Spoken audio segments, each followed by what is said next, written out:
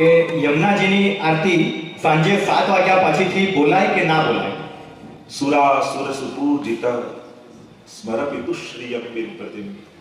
એટલે તમે યમનાષ્ટકમાં એ જુઓ, તવાષ્ટકમિદમ મુદા પઠતિ સૂર સદા, એટલે સદાય જાપ કરે. અને એટલા માટે એવું કોઈ વિધાન નથી કે 7 વાગ્યા પછી આરતી ન બોલાય કે યમનાષ્ટક ન કરાય. આપણે ત્યાં તો સદા કરવું છે. છોડવું હોય ને તો પૂછવું, કરવામાં પૂછવાની જરૂર જ નથી. મહાપ્રભુજી કે વદન વિરેય સતતમ સ્થિર વિત્તે બેમતી. મહાપ્રભુજીનું વચન યાદ કરો. એક ચૈતન્ય મહાપ્રભુજી મળ્યા તો ચૈતન્ય મહાપ્રભુએ કહ્યું કે એકવાર ગાયના સિંગ ઉપર રાઈનો દાણો રે એટલી વાર પર પ્રભુને યાદ કરે તો એના પર કૃપા થાય. મહાપ્રભુજી બિલકુલ સાચી વાત. પણ ગાયના સિંગડા પર રાઈનો દાણો રે એટલી વાર પણ પ્રભુનું નામ ભૂલે ને તો કલયુગ પ્રવેશી જાય. એટલે મહાપ્રભુજી તો છોડવાની ના પાડે. વદન વિરેય સતતમ, સતત જપતા રહો. કિશોરીભાઈ અખંડ આખું યમનાષ્ટક પણ ભૂલી ગયા હતા. વિશુદ્ધ મથુરા તટે સકલ ગોપ ગોપી વૃતે કૃપા જલધિ સંશ્રિતે મમ મન સુખમ ભાવ. બસ અડધો શ્લોક જપતા, એટલે જપ્યમ જપ કહ્યું છે. જપ્યમ કૃષ્ણ દશાધિ એમાં પણ કહ્યું સર્વોત્તમજી માટે. અને જપ એને કહેવાય જે સતત થાય, વારંવાર થાય. અને એટલા માટે એવું કોઈ વિધાન નથી કે 7 વાગે. હવે 7 વાગે તમે ક્યાંના 7 વાગે? ન્યુઝીલેન્ડના? હવે ટાઈમ ઝોન પ્રમાણે રોકવા જાઓ તો 7 વાગે ક્યારે શ્રમ પડે એમનાને? એ તો આપણે ત્યાં તો કહ્યું ને, નેહ કારણ શ્રી યમને પ્રથમ આઈ ભક્ત કે ચિત્ત કી વૃત્તિ સબ જાન કે તાતે અતિ આતુર જુદાઈ. એ તો દોડીને ઠાકોરજી આવ્યા એના પહેલા યમનાજી દોડીને આવ્યા. કારણ કે ભક્તોને જાણે છે ક્યાંક સંસારમાં ભટકી ન જાય, અને એટલા માટે ભક્તોને ભક્તિમાં પકડી રાખવા શ્રી યમનાજી ભૂતલ પર પધાર્યા છે. એટલે એટલા માટે એવું કોઈ વિધાન નથી કે આટલા વાગ્યા પછી ન બોલાય કે આટલા વાગ્યાથી બોલાય. સતત બોલવું. હા, પાઠ અને સ્તોત્રનો એક એવો વિવેક છે, કારણ કે આપણે ત્યાં એને સ્વરૂપાત્મક કહ્યું છે. એટલે ઘણી વાર અશુદ્ધ અવસ્થા આદિમાં હોય કે બૂટ ચપ્પલ આપણે ઘણા એમ બી પૂછે કે એમ કારમાં કરવાનું કહો છો, તમે તો બૂટ પહેર્યા તો કરાય કે આ રીતે ચાલતા ફરતા કરાય. તો જ્યારે આપણે એવી સંજોગ લાગે કે બહુ વ્યવસ્થિત નથી, ત્યારે ઉચ્ચારણ નહીં કરવું, ત્યારે મનમાં એનો પાઠ કરવો. કારણ કે સ્વરૂપ પ્રગટ ઉચ્ચારણ દ્વારા થાય. ત્યારે મનમાં કરવું, ઉચ્ચારણ નહીં કરવું. ત્યારે વ્યવસ્થિત ત્યારે ઉચ્ચારણ કરવું. પણ એવું કોઈ વિધાન નથી. એટલે ઘડિયાળ જોઈને પાઠ કરતા જ નહીં, આપણે પોતાના નિયમ જોઈને પાઠ કરે. આપ શ્રી એસ્ટ્રોલોજી વિશે જાણો છો? પુષ્ટિ માર્ગમાં એસ્ટ્રોલોજી વિશે શું આવે? હા, એટલે એમાં કઈ ખચકાટની જરૂર નથી. વેદના 6 અંગ છે. વેદાંગ જેને કહેવાય, 6 અંગથી વેદ બને છે. એમાં શિક્ષા, કલ્પ, વ્યાકરણ, નિરુક્ત, છંદ અને જ્યોતિષ. આ 6 અંગ વેદાંગ કહેવાય. એટલે એનો કોઈ વિરોધ કરે તો હિન્દુ જ ના કહેવાય. આપણે શું જ્યોતિષ એટલે શું થઈ ગયું છે આપણને કે જે હાથ જોઈને જે એમ કે તારું આ કામ થઈ જશે તો એને જ્યોતિષ માનીએ છીએ. એ જ્યોતિષનો એક અંગ ફલાદેશ છે કે ગ્રહ જોઈને ભવિષ્ય જુઓ. એ આખું જ્યોતિષ ના કહેવાય. ત્યારે જ્યોતિષ એટલે આપણે જે એડ આપે તે ફળાદેશ જુએ એને જ્યોતિષ માનીએ. એમાં મુહૂર્ત શાસ્ત્ર આવે, ઘણું બધું એમાં આવે. આજે પણ હવેલીમાં જન્માષ્ટમી હોય ત્યારે દરેક હવેલીમાં ઠાકોરજીની કુંડલીનું વાંચન થાય. આજે પણ ચૈત્રનો એકમ આવે, સંવત્સર શરૂ થાય ત્યારે ટિપ્પણી વંચાય. આજે પણ આ બધું ગ્રહણ છે, ક્ષય તિથિ છે, વૃદ્ધિ તિથિ, આ બધું આ જ્યોતિષ જ છે. આ બધું જ્યોતિષ જ કહેવાય. એનાથી તો તિથિ પ્રમાણે સેવા કરીએ છીએ કે એકમ આવી, બીજ આવી, ત્રીજ આવી, આનો ક્ષય આવ્યો, ગ્રહણ આવ્યું તો આ દાન કરો. આ બધું જ્યોતિષ છે. જ્યોતિષ વિશેની આપણી ધારણા ખોટી છે કે આપણે જે જ્યોતિષ માનીએ છીએ ને કે કોઈ આમ જોઈને કે બસ આ તને આ નડે છે એટલે આ કરના એટલે આ થઈ જશે, એ પણ એનું એક અંગ છે. ઘણી વાર શું થયું કે જોનારા ખોટા લોકો આવ્યા ને તો લોકોએ શાસ્ત્રોને બદનામ કરી દીધા. શાસ્ત્ર તો વેદાંત છે, વેદનું અંગ છે. ઉલટાનું આપણે કૃષ્ણ જન્મની કથા કહીએ તો અથ સર્વ ગુણોપેત કાલંબમ શોભનમ, કે ઉત્તમ કાળ આવ્યો, ગ્રહ નક્ષત્રો એના સ્થાને ગોઠવાયા, આ બધું બોલીએ છીએ. એટલે જ્યોતિષ ક્યાંય કોઈ ખોટું નથી. એ તો આપણું ખરેખર હિન્દુ ધર્મનું ગૌરવ લઈ શકાય એવું સ્થાન છે કે હવે દૂરબીનો ગોતાયા, હવે આ બધું ગોતાયું. તો હજારો વર્ષ પહેલા આપણી પાસે વિજ્ઞાન હતું કે ક્યારે ગ્રહણ થશે, ક્યારે અમાસ આવશે, ક્યારે પૂનમ આવશે. એ બધું આજે પણ આટલા વર્ષો 10 વર્ષ પછી ક્યારે ગ્રહણ આવશે આજે આપણા જ્યોતિષો ગણીને કહી શકે. આખું ખગોળ વિજ્ઞાન કેટલું પ્રભાવશાળી આપણી પાસે.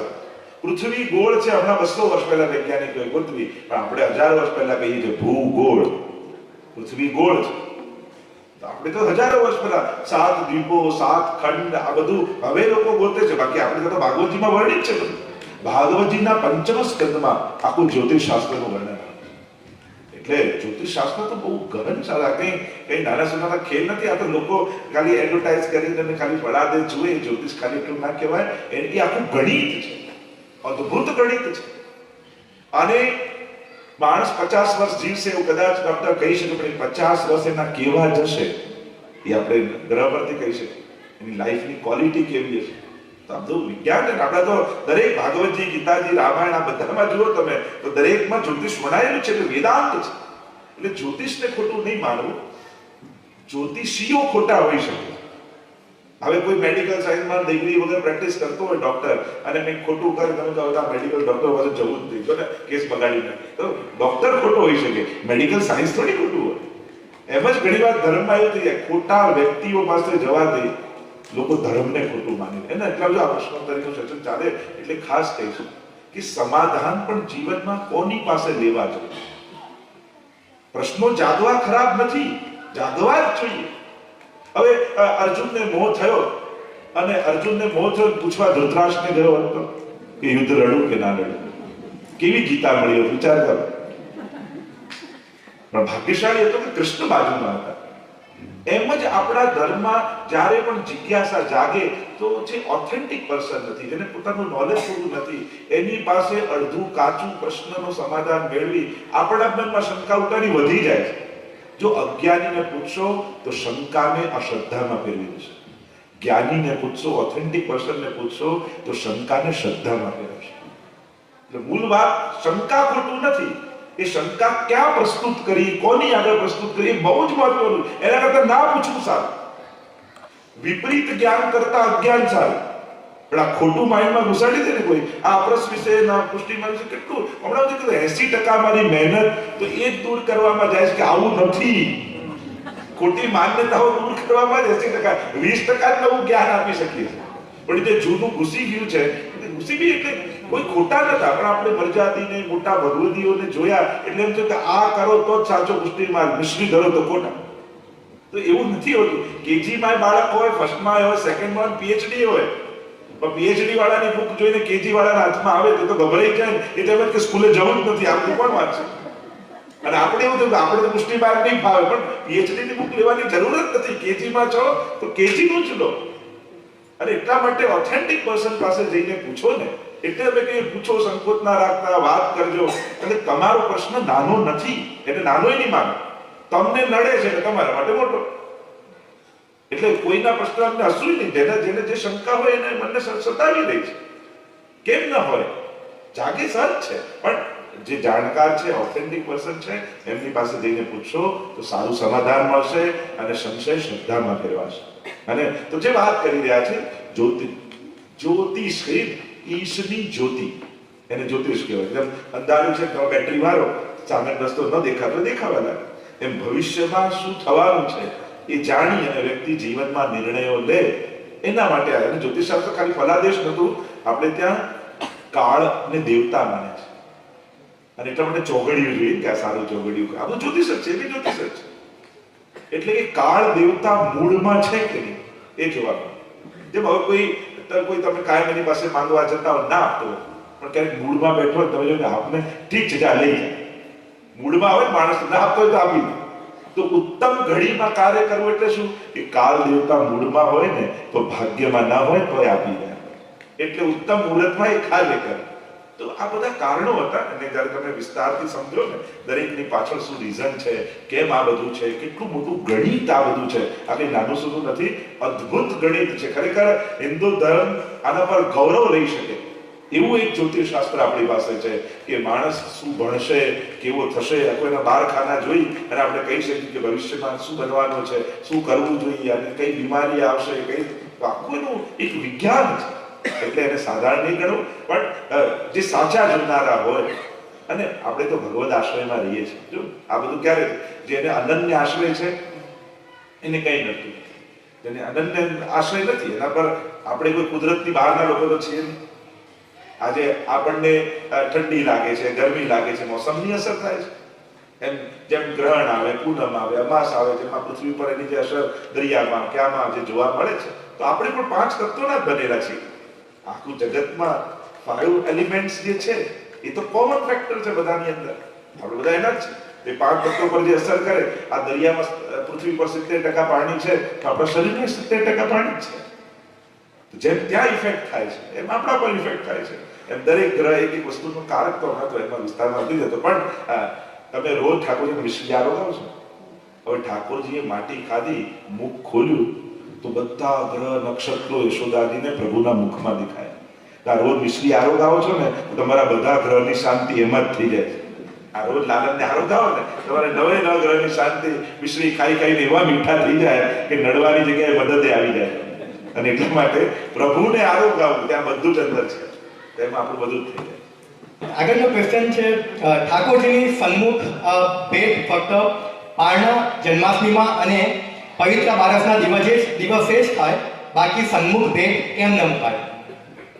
એટલે 4 ભેટ હોય છે. આવું ખાલી ત્યારે જ નહીં, પવિત્ર હોય, દિવાળીમાં આખડીમાં પણ આવે. તો આજે 4 ભેટ જન્માષ્ટમીમાં તમે 4 વખત ભેટ ધરતા હોય. મૂળ ન ધરવાનું કારણ શું હોય કે પ્રભુની ધરેલી ભેટ આ તમારા ઘરમાં તમે ધરો, પછી એનું શું કરો? હવે એનાથી જો શૃંગાર લાવો તો ઠાકોરજીના પૈસાથી ઠાકોરજીનો ડાયા કહેવાય. અને એટલા માટે એ ભેટનો વિશેષ કોઈ વિનિયોગ અને તમારા જ લાલન છે.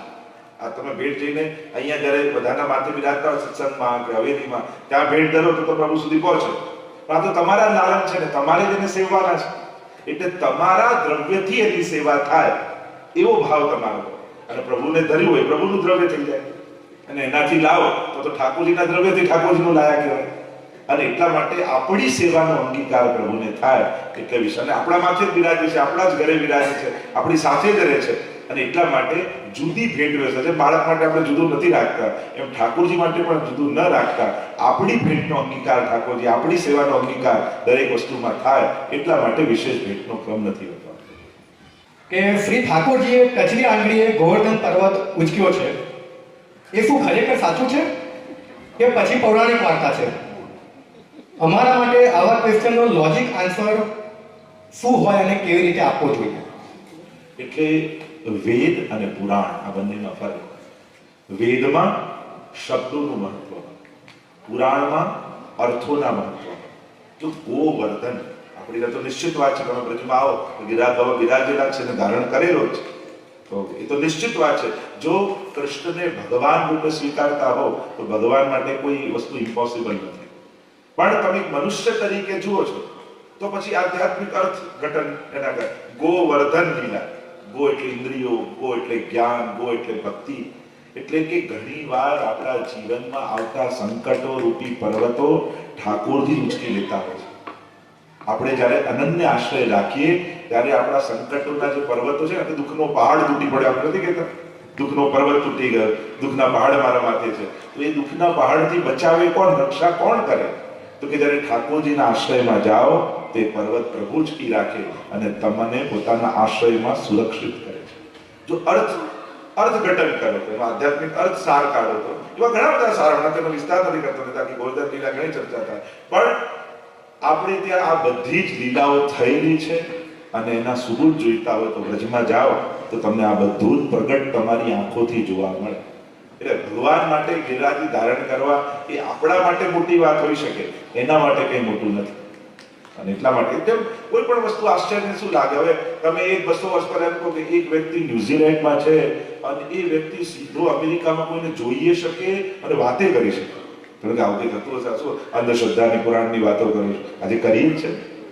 વિમાનનો કોઈ ધર્મ ગ્રંથોમાં ઉલ્લેખ નતો, ખાલી હિન્દુ ધર્મોમાં કે આ રીતે વિમાનમાં ઉડીને જવાય એવું ખાલી હિન્દુ પેલામાં ઉલ્લેખ છે.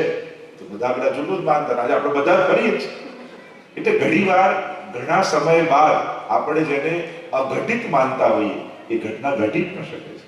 સમર્થ વ્યક્તિ જે જૂના લોકો, આપણે હવે ડાયનાસોરની વાત કરીએ તો કેવું કેવું હતું, સાથે વિકલ્પના છે, આ છે, તો હવે અવશેષો મળ્યા તો આપણે માની કે આટલું મોટું પ્રાણી હોય. એવી દુનિયામાં ઘણી અજાયબીઓ છે કે માણસે સર્જેલી છે. તમે 7000માં જુઓ તો એમ છે કે તમને ઘણી વસ્તુ ઇમ્પોસિબલ બી લાગતી. હમણાં હું બાળકોને બપોરે જ વાત કરતો હતો, બંને નાના બાળકો હતા. અમે તો અમે આફ્રિકા જઈએ છીએ તો ત્યાં નેરોબી પાસે મચાકોસ નામની જગ્યા છે, ત્યાં ઓપોઝિટ ગ્રેવિટી છે. આમ ઢાળ છે તમે પાણી નાખો તો નીચે આવવું જોઈએ, ઉપર જાય. તમે કાર બંધ કરી દો તો કાર ઉપર જાય, ઢાળની ઉપર નહીં જાય. બોલ બી નાખો ને તો નીચે જાવ એટલે ઉપર જાય. તો પાણી રેડો તમે ઉપર જાય. તમે માની ના શકો. દુનિયામાં એવી ઘણી વસ્તુ છે કે જ્યારે તમે ફીલ કરો છો, અનુભવો છો, ત્યારે સંભવ થઈ શકે છે. એટલે કોઈ પણ વસ્તુને એકદમથી નકારી નહીં દેવી જ્યાં સુધી તમે એના પર રિસર્ચ ન કરો. એકદમથી હાય નહીં પાડવી, એકદમથી નાય નહીં પાડવી. આપણને કોઈ વસ્તુ સમજમાં નથી આવતી એનો અર્થ એ ખોટી થઈ જાય છે એવું નહીં માનો. એમાં ઊંડા ઉતરો. એને તમે જાઓ, તમે વનમાં ગયા, તમે જોયું, તમે ભાગવતજીનું અધ્યયન કર્યું, તમે કૃષ્ણ તત્વને સમજ્યા. જ્યારે એ સમજો કોઈ મહાપુરુષ પાસેથી, ત્યારે તમને બધું સંભવ થતું લાગે. અને એટલા માટે કોઈ વસ્તુ ના સમજાય તો એ વસ્તુને ખોટી ન કરાય, આપણી સમજને મોટી કરાય. કોઈ ગ્રંથમાં આપણને શંકા છે, આ બધા ગ્રંથો ખોટા એટલે મૂકી ન દેવાય. આ ગ્રંથો હું કેમ સમજું? પોતાની બુદ્ધિને ડેવલપ કરાય કે જેથી આ વાત મને સમજમાં આવે. તો એ રીતે રિસર્ચ કરવું જોઈએ, તેને પોઝિટિવલી જોવું જોઈએ. તો ભગવાનને ઉચક્યો બી છે ગિરિરાજજી, અને તમે એના ફિલોસોફિકલ અર્થો કરો તો એના પણ અર્થ થઈ શકે. આગળનો ક્વેશ્ચન, અમારા ઘરમાં શિવજીની સ્થાપના મંદિરમાં હતી, કારણ અમે શિવપંથી છીએ. પછી બીજી વહુ પુષ્ટિ માર્ગી હોવાથી લાલાની સેવા પણ આવી. હવે મંદિરમાં શિવજી અને ઠાકોરજી બંને સાથે બિરાજે છે. આ સંજોગોમાં શું તકેદારી જરૂરી છે? આસ્થા બંનેની સરખી, પણ કોઈ પણ ભૂલ ના થાય એનું શું ધ્યાન રાખવું જોઈએ? એટલે સૌથી પહેલા તો એકબીજાની શ્રદ્ધાનો આદર કરતા શીખવાનું. આપણે ઠાકોરજીને માનીએ એટલે બીજા ખોટા નથી થઈ જતા. એટલે સૌથી પહેલા દરેકની શ્રદ્ધાને આદર કરતા, કોઈનું પણ અપમાન ન થાય એ સાવધાન થાય. શિવજીની રીતે પૂજા થાય, ઠાકોરજીની રીતે સેવા થાય. હવે તમે ઠાકોરજીને પલ્લામાં પધરાવો અને મહાદેવજી રહી ગયા, શિવજીને એ ગભરાઈ જશે કે હું અજન્મા ને અમર છું, મારા પલ્લા ક્યાંથી કરે. એટલે જેની શાસ્ત્રોમાં જે રીતે વિધાન બતાવ્યા હોય એ આપણે શું વિચાર, ફલાણાને કરી તો આપણે ખોટું ના લાગે, તો આવું ખોટું કઈ નથી લાગતું. જેનું જે રીતે આપણે માણસોને જેમ વિચારવા લાગી કે આમને હું ભોગ કરું, નિગોડા કરું તો મહાદેવજી બાજુમાં જો એમને કેવું ખોટું લાગે. એમને કઈ ખોટું ના, એમને જે રીતે જલધારી હોય, ચડતું હોય જલ, એમને એ રીતે જ થાય. ઠાકોરજીની સેવા જે રીતે થતી હોય એ રીતે જ થાય. પણ મૂળ વાત છે એકબીજાની શ્રદ્ધાને રિસ્પેક્ટ કરો. જેની જ્યાં શ્રદ્ધા છે, જેને જ્યાં ઇષ્ટ છે એને આદર. આવું વાર્તા સાહિત્યમાં આપણે ઉલ્લેખ આવે છે. ઘણા બધા એવા વાર્તા, એક રામજીને માનતા, એક ઠાકોરજીને માનતા, તો બંને ઝઘડતા તો ઠાકોરજી પ્રગટ થઈને સમાધાન કરાવતા કે અમે એની સાથે જ છીએ, તો તમે ક્લેશ ન કરો. તો પ્રભુના નામે કે શ્રદ્ધાના નામે ક્લેશ કે ઝઘડો ન થવો જોઈએ. એકબીજાની શ્રદ્ધાને આદર રાખી, એકબીજાનો વિવેક કરી, એકબીજાનું મન સાચવી અને એકબીજાને સહાયક થઈ શકાય એમની આરાધનામાં એ રીતે એમાં રહેવું. શ્રી મહાપ્રભુ વલ્લભાચાર્યજી અને શ્રી ચૈતન્ય મહાપ્રભુજીની ભક્તિમાં શું તફાવત છે? બંને માર્ગ કઈ રીતે અલગ છે? એટલે ક્યારે પણ મહાપુરુષોને કમ્પેર ન કરી શકાય, તફાવત ન કરી શકાય. બધા પોતાની રૂપે વિશિષ્ટ હોય છે. નાના મોટા ના કહી શકાય, પણ વિશિષ્ટ, યુનિક છે બધા. એમની યુનિકનેસ છે. તો એમને જે સંકીર્તન અને નામ આરાધનાનો પ્રકારની મહત્તા જે આપી અને નામ આશ્રય ઉપર એમને અતિશય, વલ્લભાચાર્ય મહાપ્રભુ છે ને ચૈતન્ય મહાપ્રભુમાં બહુ સ્નેહ હતો.